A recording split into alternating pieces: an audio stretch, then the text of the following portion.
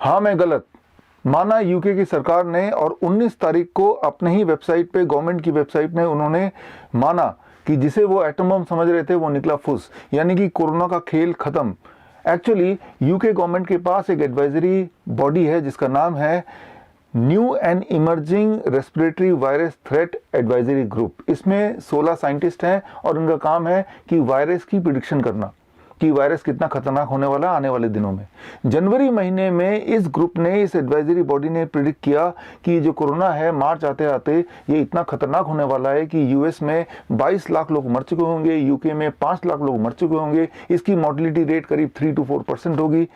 इस तरह की एडवाइजरी बॉडी दुनिया के अलग अलग देशों में है, लेकिन WHO वर्ल्ड हेल्थ ऑर्गेनाइजेशन ने बाकी सारे एडवाइजरी बॉडी की बातों को इग्नोर करते हुए यूके की इस एडवाइजरी बॉडी की जो रिकमेंडेशन है, कि जो प्रिडिक्शन है, उस प्रिडिक्शन को ले लिया और लेके एक पिक्चर बनाया दुनिया के सामने, मानो ऐसे कि बहुत बड़ा विलेन आने वाला है जो दुनिया को खा जाएगा, सबको मार डालेगा।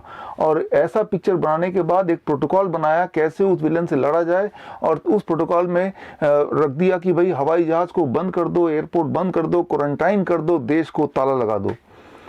हमारा देश भारत, हमारे पास अपनी कोई एडवाइजरी बॉडी नहीं है, और भारत की जो सरकार है, हेल्थ मिनिस्ट्री है, वो WHO का ब्लाइंड फॉलोअर है। यानी कि WHO जो भी बोलता है वो सिंसियरली मानता है, जिसकी वजह से आज देश में ताला लगा हुआ है। लेकिन अब 2 महीने में बहुत सारे डेटा कलेक्ट हुए और जिससे ये पता चला है कि कोरोना वायरस, जिसे बहुत खतरनाक बताया जा रहा था, जिसकी वजह से इसको एक कैटेगरी दी गई थी, इस कैटेगरी का नाम है HCID, यानी कि high consequences infectious disease category. ये वो कैटेगरी है जिसमें इबोला को भी रखा गया है, नीपा को भी रखा गया है। लेकिन अब वही एडवाइजरी ग्रुप ने देखा कि जो प्रिडिक्शन था वो गलत हो गया है, और अब उन्होंने फ्रेश एडवाइजरी जारी की है, जिसके अनुसार उनके हिसाब से कोरोना वायरस एक सिंपल फ्लू वायरस है और इसमें मरने के चांसेस उतने ही होते हैं जितना सर्दी जुकाम में मरने के चांसेस होते हैं, दैट इज एग्जैक्टली 0.1%। सो इसलिए उन्होंने आगे बोला है कि इस वायरस के लिए कोई खास तैयारी की आवश्यकता नहीं है, और इसका ट्रीटमेंट किसी भी और फ्लू की तरह किसी भी छोटे से छोटे क्लिनिक में भी किया जा सकता है।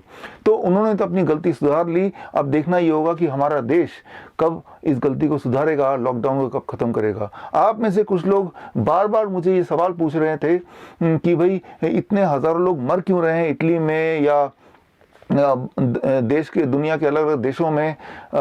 इसका जवाब मैंने पिछले वीडियो में दिया था, एंड ऑफ कोरोना, लेकिन फिर से एक बार और मैं आपको बता दूं, हर साल पूरे दुनिया में फ्लू या इन्फ्लुएंजा से करीब 6 से 7 लाख लोग मरते ही हैं। यूएस में करीब 60,000 लोग मरते हैं हर साल, इटली में करीब 25,000 लोग मरते हैं हर साल, 20 से 25,000। भारत में करीब 1.5 लाख लोग मरते हैं हर साल। नया सिर्फ इतना है कि पहले जब मरते थे तो कोई वीडियो रिकॉर्डिंग नहीं होती थी, कोई शूटिंग नहीं होती थी, कोई लाइव टेलीकास्ट नहीं होता था। लेकिन इस साल क्रिकेट मैच के स्कोर की तरह एक एक डेथ की खबर आप तक रियल टाइम में पहुंचाई जा रही है, और उससे एक पैनिक का माहौल बन रहा है।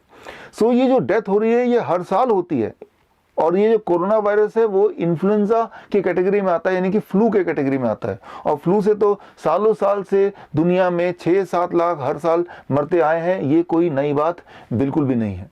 तो ऐसे में आपको क्या करना चाहिए?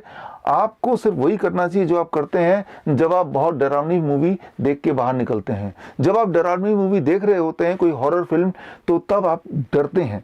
हालांकि आपको पता है कि स्क्रीन से कोई भूत जंप करके आपको खा नहीं जाएगा, लेकिन फिर भी डर का एहसास होता है। और मूवी खत्म होने के बाद, सिनेमा थिएटर से बाहर निकलने के बाद एक ही सेकंड में भूल जाते हैं कि क्या हुआ था। यूं मानिए कि पिछले 2 महीने से कोई हॉरर मूवी चल रही थी आपके टीवी के स्क्रीन में, अब वो खत्म हो चुकी है।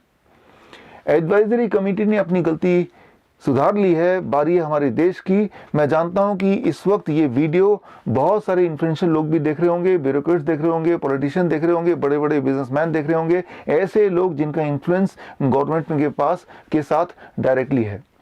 तो इस वीडियो के थ्रू मैं ये सजेस्ट करता हूँ, रिक्वेस्ट करता हूँ कि गवर्नमेंट तक ये बात पहुँचाइए कि एडवाइजरी कमेटी ने फ्रेश नोटिस जारी किया है, और इसका मतलब ये सिर्फ एक फ्लू वायरस है। तो अगर ये फ्लू वायरस है तो लॉकडाउन का कोई मतलब नहीं है, ये वापस लिया जा सकता है सेफली। हम मिलते रहेंगे। ऑल द बेस्ट, जय हिंद, धन्यवाद।